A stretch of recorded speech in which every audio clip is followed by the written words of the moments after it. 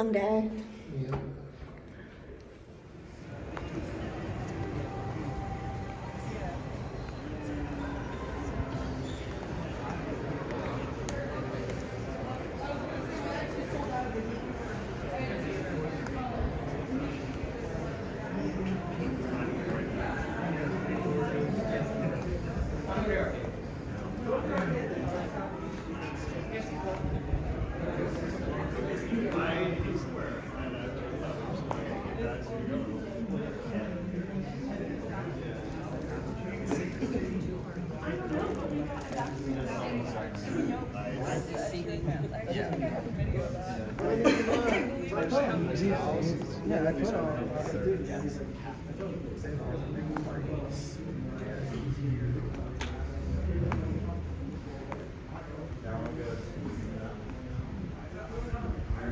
In the late nights, I stayed up, and I didn't think there was any hope left of getting the data I wanted.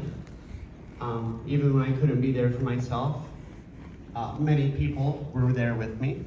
A lot of people not in this room, a lot of people in this room. I want to say thank you. It means a lot. And no matter how unfortunate I feel some days, I know it's worth it. Because I get to make people like you happy.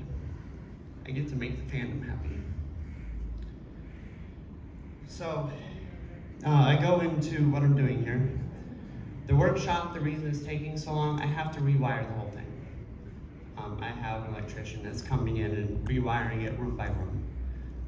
The previous owners had it as a rental.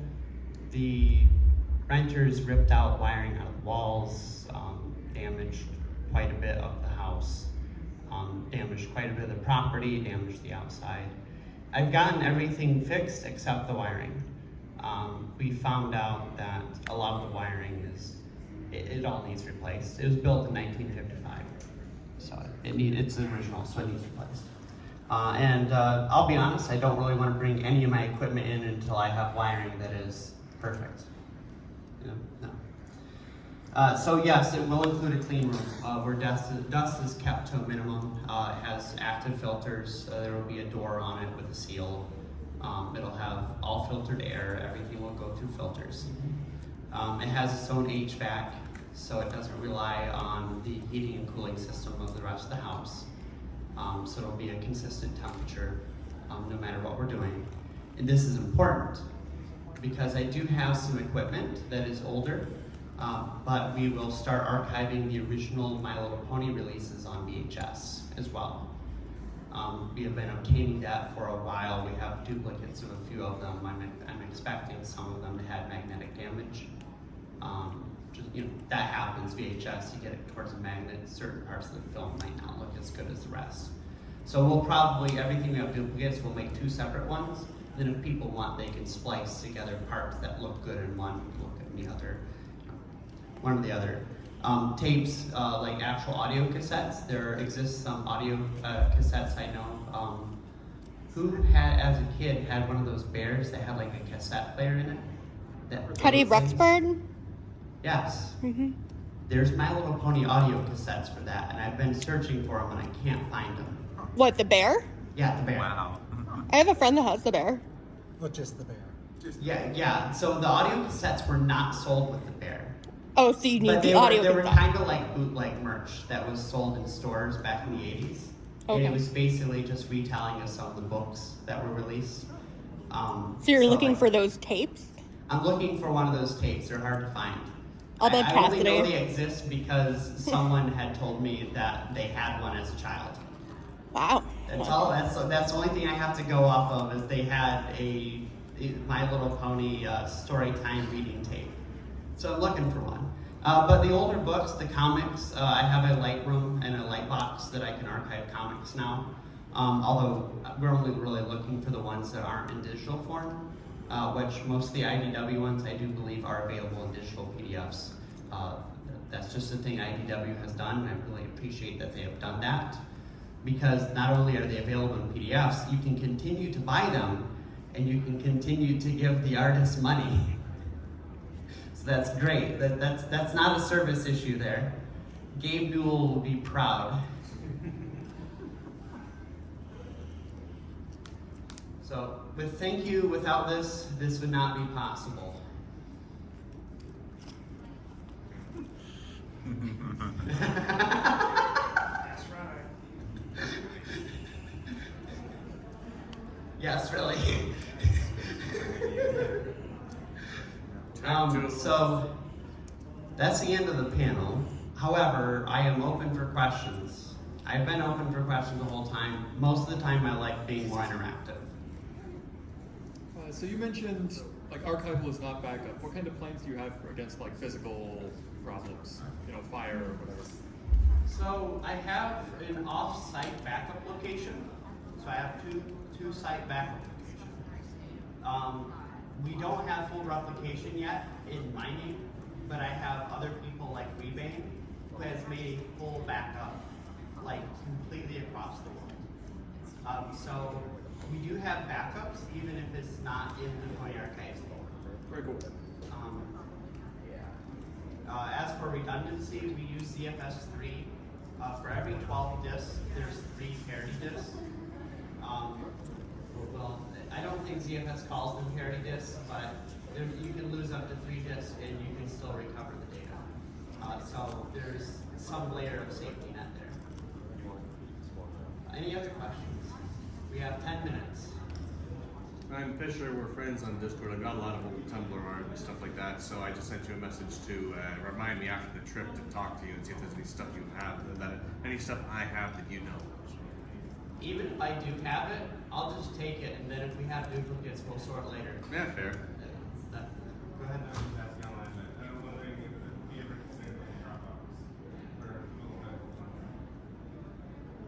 I kind of want to put a Dropbox. If I put a Dropbox, I'm then responsible for what people drop me, including things I don't want put in Dropbox. I reserve Dropboxes for people who I know very closely. Go ahead. So, I guess how are you ensuring all this stuff? Maybe I walked in late, but everything's secure in the house, but you're talking about the house having damage? Oh, no, I bought an entire house as a workshop. Oh, okay. So my home business is going to be using it. I will maybe live in 1 bedroom, but there's an issue in the fact that I can't get internet to that house. Not for a while. I am an ISP though, for those who do know. I am an ISP. I can get internet to that house, it's just going to take me a little bit. So I can't live over at the house. But Z Plus does everything from printing to graphic design. I work on computers, I build servers, I design networks, I fix networking equipment. I do so much, my house is a mess. And so the house, which is my neighbor's house, was cheaper than renting out a workshop. The monthly payments are cheaper than when renting out a small room like this as a workshop for a month. So that's why I did it. The problem is I needed a down payment, which means I had to work really hard and be very busy at making the down payment. So it took a while. Any other questions?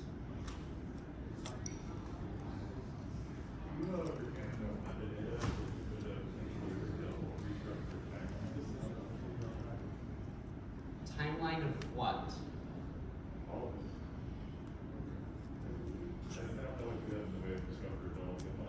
Oh, you mean the timeline of when content was created? So for the YouTube, that's easy. All the metadata is already included in the file names, actually. But it's also included in other files inside of each directory that was with the YouTube data. The imager links do come with metadata that include when it was uploaded, so that could be easily timelined. As for when things were located or found on the internet in my possession, the Linux file system keeps all the timestamps. So I have timestamps for whenever anything was ever added to the archive at any point in time. Any other questions?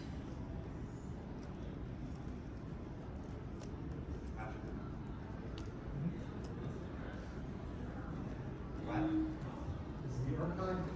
over a tour or itching feet? Not yet. I'll tell you, it brought the house down when we had Yes. all of these built as one room. Oh, I hope you had it easier than me. Yes, you were there back then, right? Yeah. What did you do back then? I wasn't part of staff, I was just attending. the Just talk. attending? I remember just how hard we had it with Reg on your guys'. Yeah. How about you? I've been here since the first year. First year as well? And I was also staffing for a lot of the stuff. And What department were you? I was at the time gaming tabletop. Then I switched over to logistics, and I've been working logistics every year. I remember the stories about what's the second Conchair's name again at the time? Obsidian Winter? Yeah.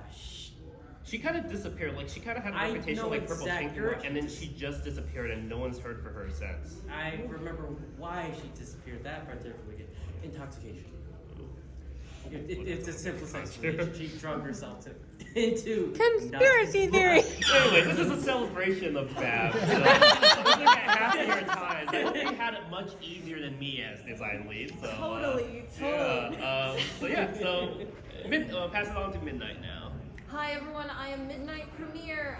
So I joined BABSCON in, gosh, what year was that even? Was it before the pandemic? It was before the pandemic. I started off I had been applying to conventions for a while. I was on BronyCon's design team for the past 2 years. Their final two. Showing right. This is I'm just going through my gallery of various staff artwork. BABSCON 2020. I was working a little earlier than that. 2017. 2017 is when wow. Thank you. I joined 2017 as a design artist, and I started off, just as part of staff. I was gradually promoted, and it was very chaotic at first. I came into a team that had been for several years without a leader who was an artist themselves, working as an artist for a living. There were many, many, many years of artwork that were just spread around countless different websites. I kind of came in, and my work was definitely cut out for me.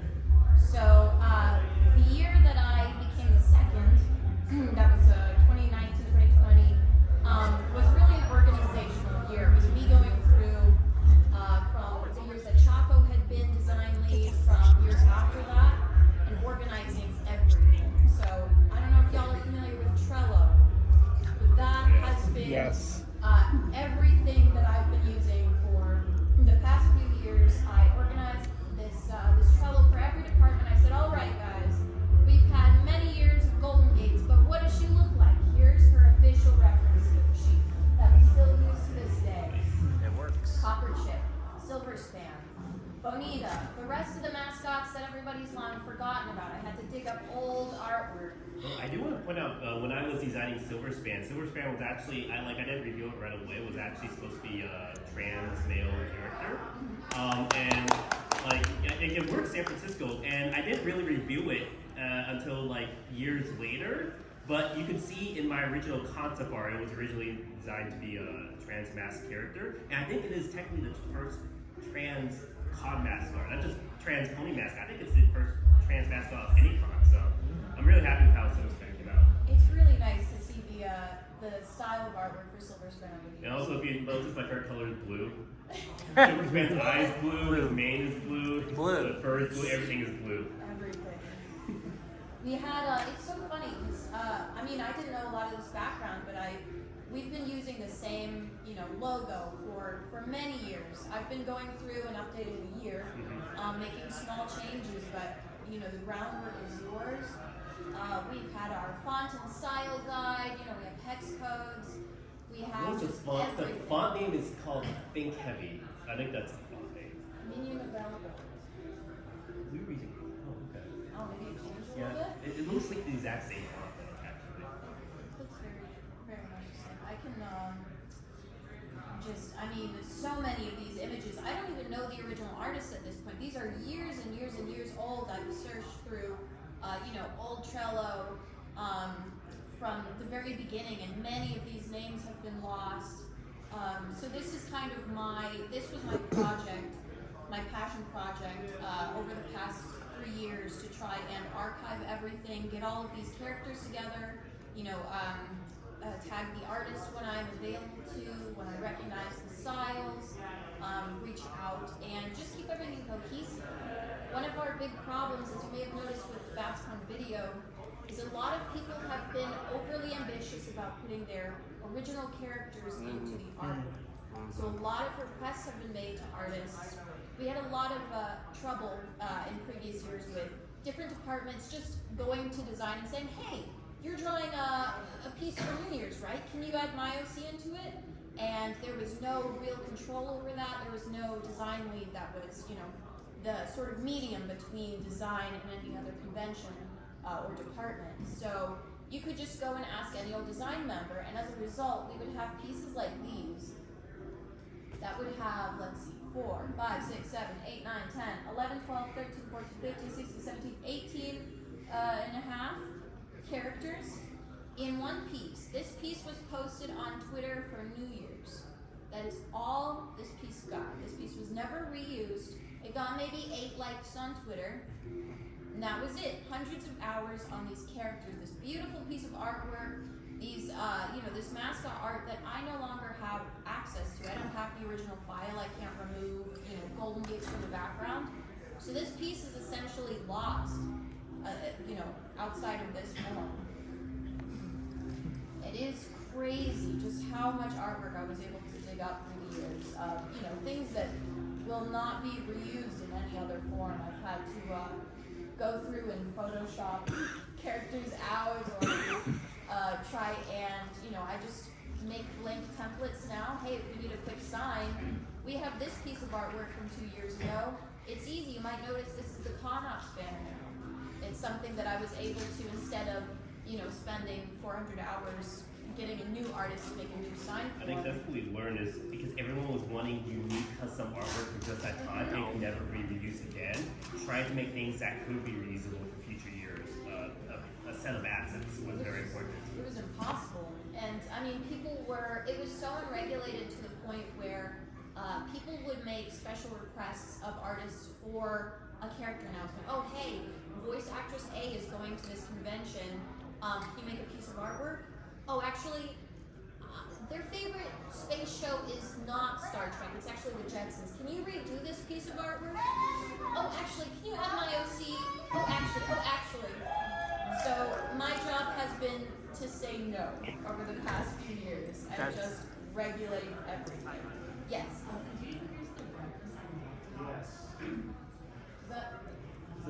Didn't really change anything. Yeah, it might be. I don't know if it could make it brighter. But you turn the lights off. Oh, yeah, I guess we could dim the lights.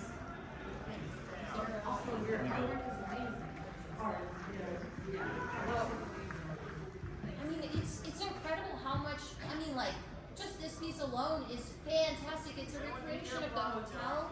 You know, this iconic place that we've been going to for years, and it was lost. It was just a lost piece of artwork that would never have resurfaced.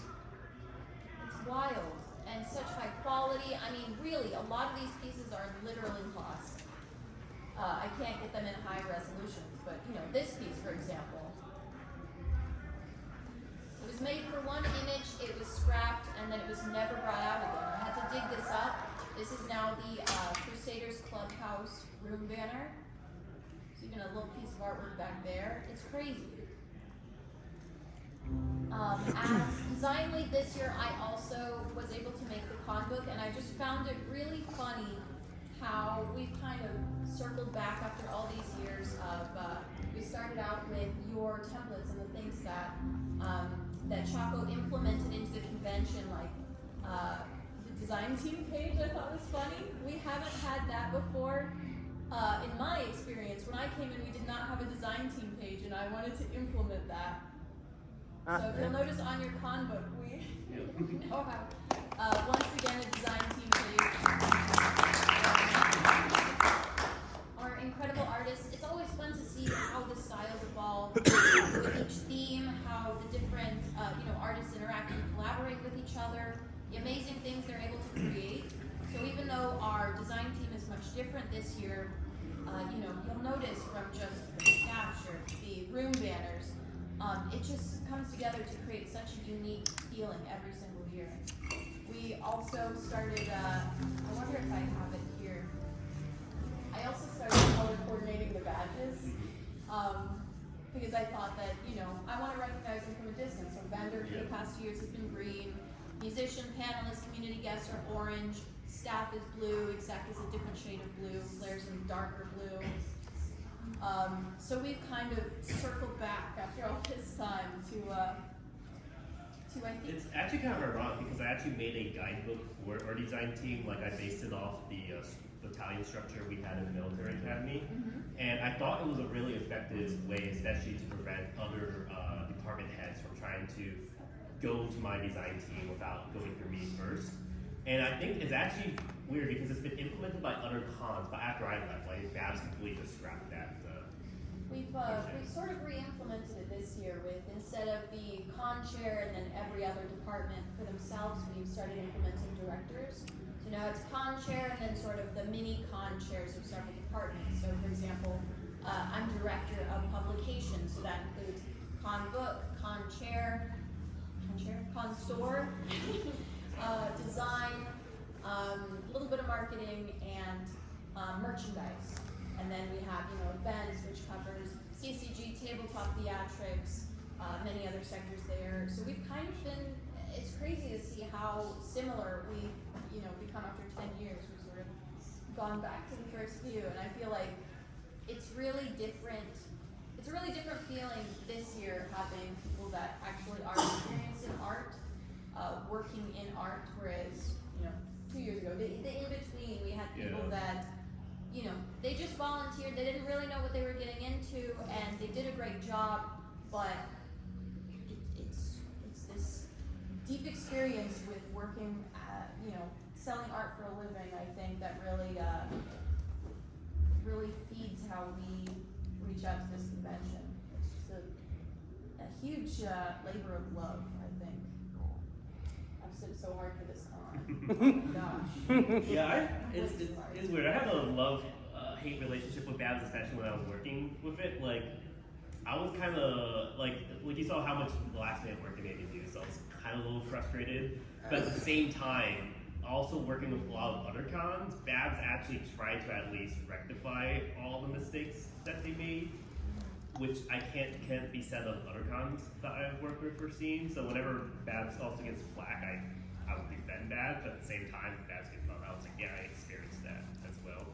I think one of the big slights that I think they did finally rectify was, I think it must be the second year, they had every single department head called on stage and thanked, and I was the only one still saying the back because they completely forgot to call design. I was like, yeah. They said they corrected my successor and ended up going on stage afterwards, but yeah, it's yeah, a little crazy. The leadership of BABSCON has changed so much over the years. I mean, just again in the past 2 years, our the con chair and really the 4 or 5 people that run most every department are completely new. They've really stepped into their roles. They've worked 8 different positions at once, and I think everyone is so attached to the memory of this convention, the venue, the people, that we're really just trying to keep things on track and make it a great tenure. It's kind of a different team because even, like, Sonia is the founder, and even though after she stepped down as con chair, she still kind of had some influence over the con. It's only been the last few years my friend Stefan and Deming kind of filled the void. They were able to at least usher in a new structure, and I'm more fine with that. Like, if you ever go to my con history panels, I always say it's better to have cons that completely have new leadership at least every few years, so it keeps everything consistent. Because if you have the founder as the con chair for the entire con, I call that a vanity con, and vanity cons have issues because it's all based around that one person. We see this with other pony cons that have failed. It's the con chair for life, which once the con chair leaves or step down or is canceled, the con completely falls without them. And to make that successful and other cons, and all cons successful, you have to assume that if the leader or the founder or the chair ever has to be kicked out or disappear or step down or is sick, the con has to continue. And I think that's where BABS is moving towards now, which is why I'm a little more hopeful for it. I think even though attendance for BABS has kind of been down, I think Harmony surpassed BABS in attendance number. BABS used to be one of the top 3 cons after Evergreen BronyCon. Yeah, it's kind of dwindled a bit. I still think there's hope for BABS in the future, hopefully. But yeah, if the current staff members retain their roles, I think we're gonna have. This year has been fantastic, and next year, if we have next year, it'll be fantastic as well. And just get better and better. We're really pushing ourselves to get back on track. Thanks for watching BABSCON 2024. Stay tuned for future BABSCON 2025, the final countdown for the final BABSCON. Be sure to bring a bunch of pillows, some comfortable PJs, and we will see you at the slumber party. Thanks for watching. Bye, guys. Feel free to like, comment, and subscribe.